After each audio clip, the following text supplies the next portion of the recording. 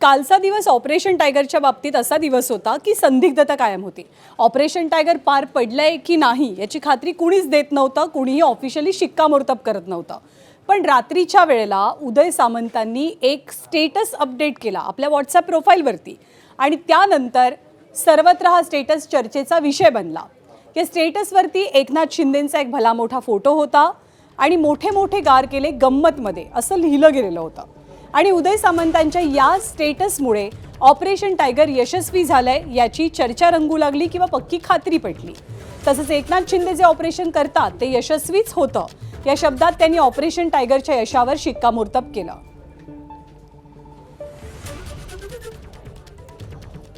Operation tiger यशस्वी झालं, काही लोक म्हणतायत अयशस्वी झालं, पण मी आज एक माझ्या स्टेटसला पोस्ट ठेवलेली आहे, कदाचित आपण बघितली असेल. जिथं साहेब पुढाकार घेतात, साहेब पुढाकार घेऊन एखादी मुवमेंट करतात, तिथं ती यशस्वी होतात. हे अख्ख्या महाराष्ट्रानं बघितलेलं आहे.